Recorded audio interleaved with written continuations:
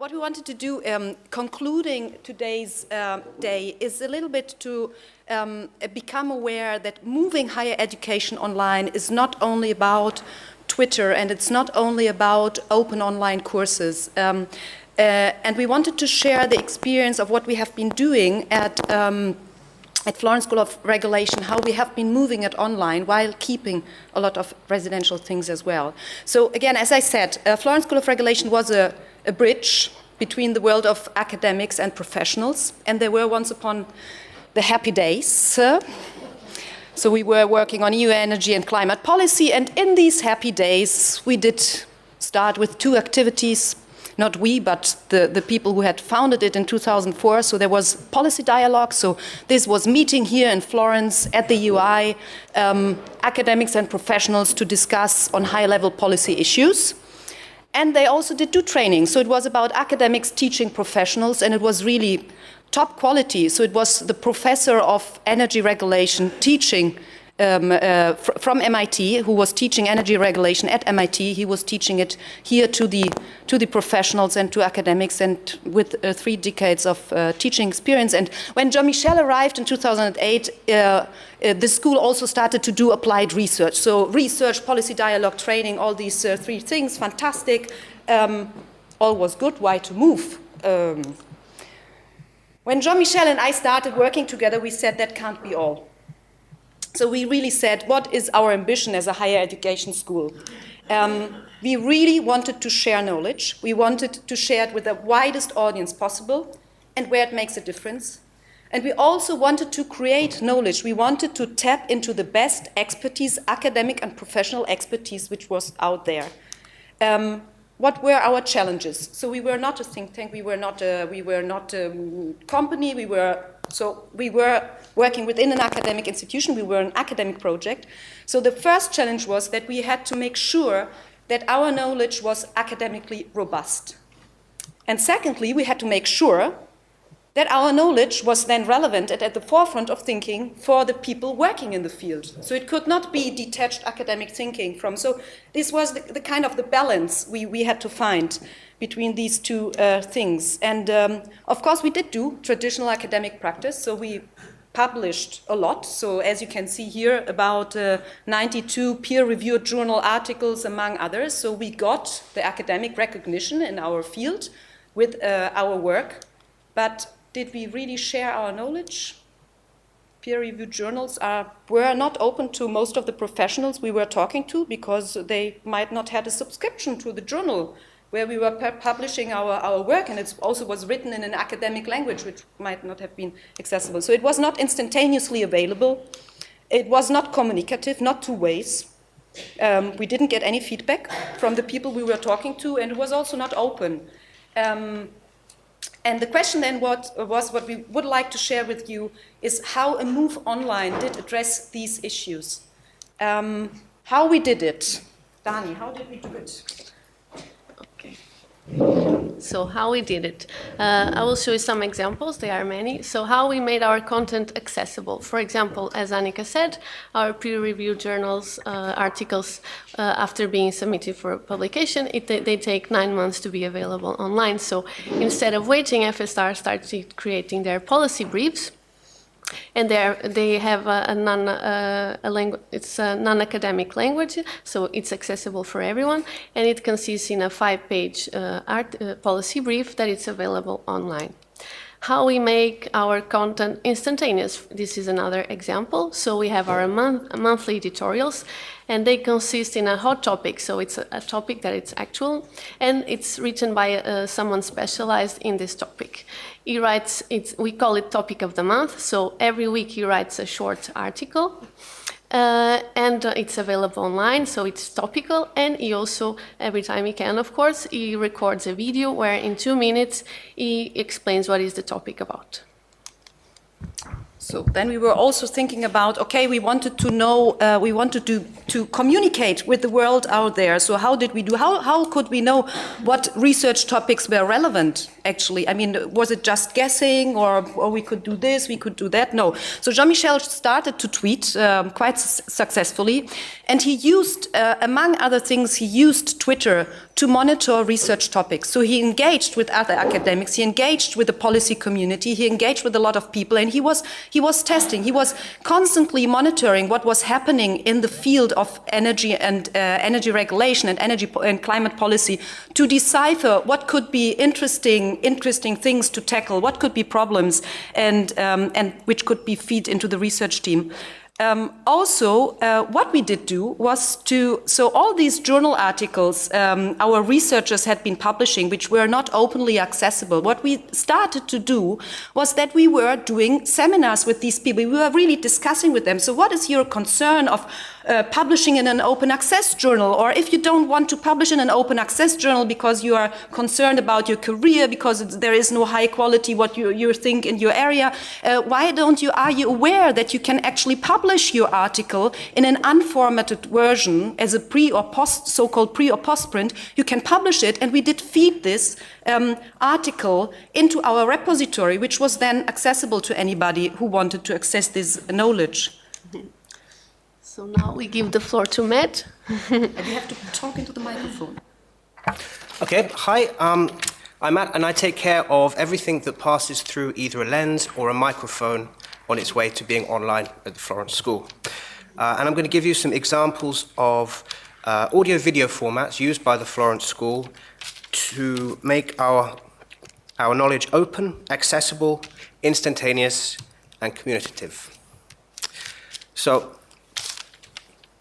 one of the activities that takes place at Florence School is high-level policy debate.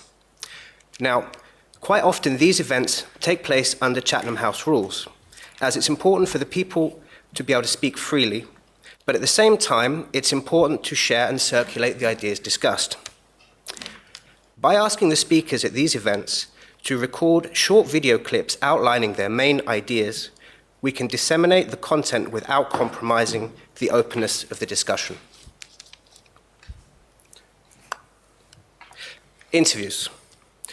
So, recording interviews with our academics talking to policymakers, practitioners, and leading experts, we can share the latest ideas on energy policy.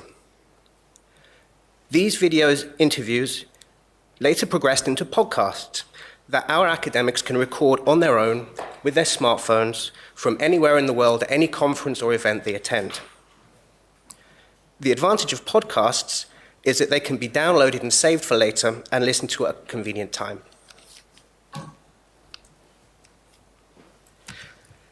So, live events. This includes conference live streams, online lectures, and debates. By putting these events online, we have found that our audience is doubled, if not quadrupled.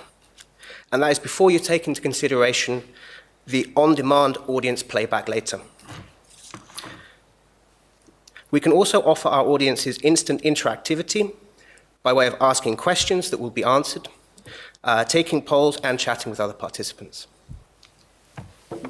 Thank you, Matt. So now we have our content accessible, instantaneous, communicative, and open. That's very nice. But what makes us special? What makes FSR special? So the first point I want to point out is that all our activities are connected, and we don't do simple dissemination. What does this mean? I'm going to present you a case study. So I present you Leonardo Meos. He's a professor at FSR, and he wanted to write a policy brief, and he did, about this topic. And okay, we could share it, we could promote it on social media, on the website, but we did more. And what did you do? He was our editor for 1 month, so he wrote our topic of the month. We also did an interactive webinar around this policy brief where we had 120 registration and 80 people attending online. Before the webinar, we already started engaging the audience by asking them questions. So we asked them questions in polls that then we brought to the webinar.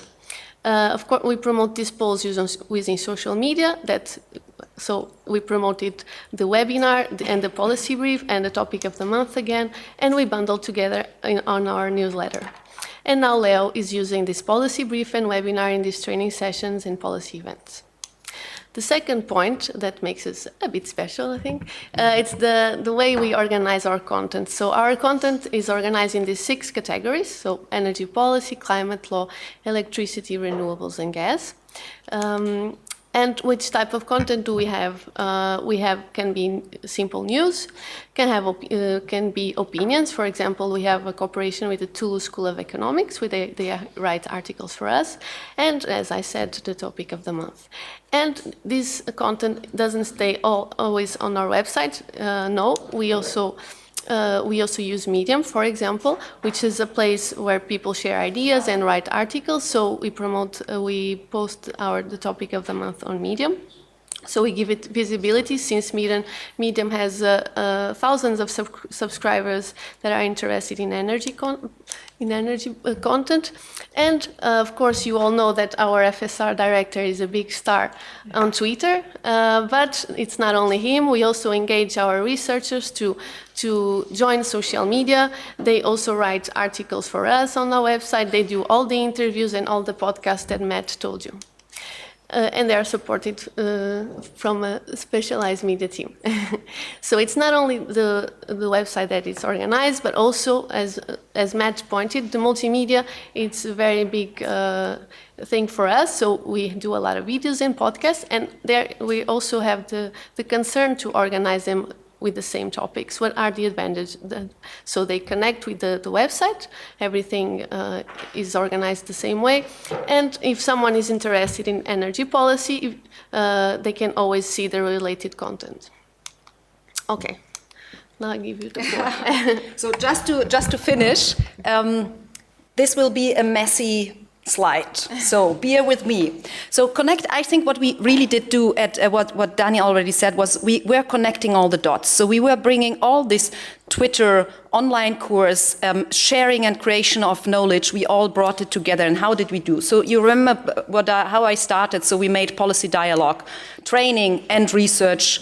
And we started to connect these dots with through an online strategy, through a digital strategy. So we made links between all of these things. So for example, a link between research and training. So all these open access articles by our researchers were then fed into our training, and they became training material in our training activities.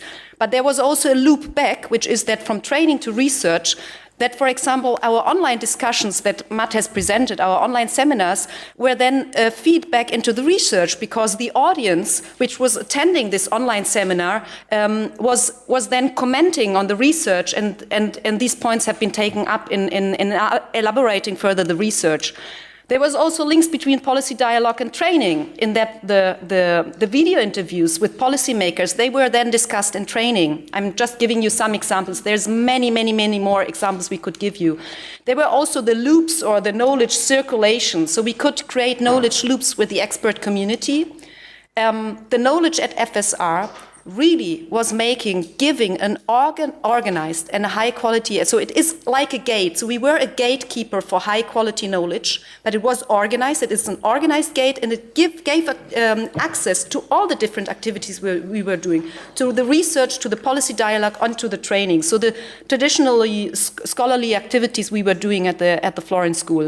And also we could create knowledge loops with the wider society. So I think this online has managed really to connect all the dots for us together. And I would like to stress that I do think, because we were discussing a lot about what is the role of higher education and what will be the future of higher education, and we discussed a little bit with Jeff over lunch, and I don't know whether we agree or not, but I do think that academic institutions do have a point in saying we might stay the gatekeeper of high quality knowledge. The only thing is we don't push the filtering process out to the website, but we give you organized access and qualified access to knowledge, which has been produced according to certain quality standards. So moving online has really allowed us to giving our academic activities a broader meaning, so being an organized gate for high quality knowledge, and I think we are even happier today.